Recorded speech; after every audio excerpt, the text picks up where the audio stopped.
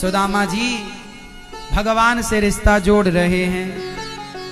भगवान मित्र कहकर बुला रहे हैं। भाभी ने क्या दिया? 4 मुट्ठी चावल पोटरी दे दी भगवान को। पहली मुट्ठी उठाई, भगवान ने ग्रहण किया। दूसरी तीसरी पहली मुट्ठी खाई और दूसरी खाने लगे तो मां रुक्मणी ने हाथ पकड़ लिया। भगवान ने सब दे दिया, बांटा गया सबको। भगवान इतना सा लेकर इतना सारा देते हैं। एक मुट्ठी चावल लिया सुदामा जी से और लोगों की संपत्ति लुटा दी। क्या लुटाया? लोगों की संपत्ति लुटाई। सुदामा इतना सा देते हैं, भगवान इतना। भगवान कहते हैं आप अपनी हैसियत से देना, मैं अपनी हैसियत से दूंगा। जो तुम्हारी है वो तुम देना, जो हमारी है वो हम देंगे। इसलिए देने वाला बड़ा है, देने वाला श्रेष्ठ है। देना सीखिए।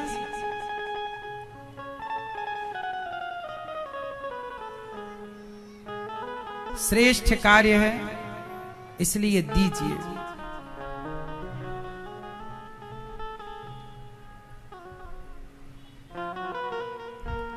सुदामा जी ने भगवान को अन्न दान दिया। क्या दिया है?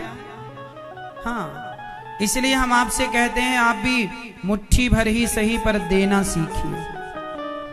बच्चों को देने वाले संस्कार बचपन से दीजिए कि बेटा केवल अपना ही पेट नहीं भरना, अपने लिए ही नहीं कमाना, समाज, जरूरतमंद, दीन दुखी, इन सब की जिम्मेदारी हमारी है।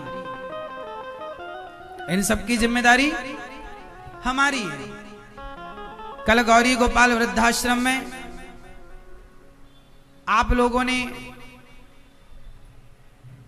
यहां मां का दर्शन किया हो। कल एक बेटा अपनी मां को द्वार पर छोड़कर चला गया, कल फिर।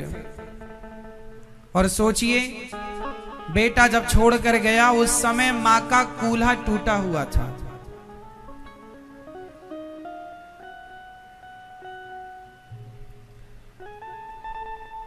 हड्डी टूटी हुई थी, वो दर्द से तड़प रही थी और बेटा छोड़कर चला गया। कितना निर्दयी है ना संसार में कुछ लोगों का भाव। कितने निर्दयी कुछ बच्चे होते हैं जो अपनी माओ के दर्द को, पीड़ा को समझते ही नहीं। इंसानों वाली हरकत नहीं, शैतानों वाली हरकत। इतना निर्दयी, इतनी निर्दयी औलाद यदि हो जाए तो सोचिए फिर किस पर लोग विश्वास करेंगे। जब अपनों पर ही तो विश्वास किया जाता है। और अपना कौन होता है? बेटे से अधिक अपना कौन होता होगा? और जब अपना ही बेटा, अपनी ही औलाद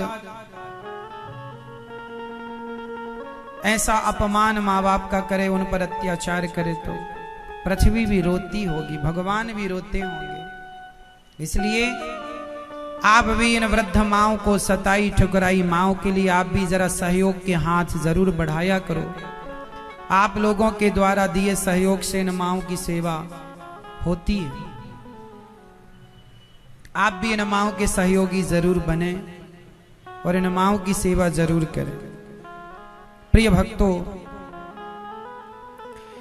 सुदामा जी भगवान की सेवा पूजा करते हैं, भगवान के पास रहते हैं कुछ दिन, फिर सुदामा जी वापस जाते हैं।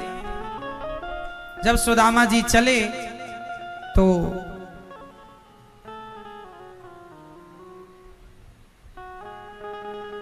मित्र से मिलकर बचपन की बातें हुई। रुक्मणी इत्यादि भगवान की सभी पत्नियों का दर्शन हुआ, सबने प्रणाम किया। जब सुदामा जी गए तो अपने घर में जब गए तो देखा कि सोने का नगर। अरे देवी ये सब कहां? सुशीला ने कहा भगवान ने दिया। सुदामा जी बोले मैं इस घर में प्रवेश नहीं करूंगा। हे भगवान, हे श्याम सुंदर, पहले आकर आप ये वचन दो कि मैं इस घर में, सोने के घर में रहूंगा। तो कहीं मुझे अभिमान आ गया और अभिमान के चलते मैं आपको भूल गया तो सुदामा जी ने कहा, हे द्वारिकाधीश, धन धान्य आपने दे तो दिया, कहीं मैं इस धन के अभिमान में आपको ना भूल जाऊं। मेरा तो धन गोविंद आप हैं, आपका स्मरण बना रहे, ऐसी कृपा करो। भगवान ने कहा, जरूर, आप जैसा भक्त मुझे कभी नहीं भुला सकता। और सुदामा सदा भगवान का स्मरण करते हैं, हे नाथ मैं आपको कभी भूलूं नहीं।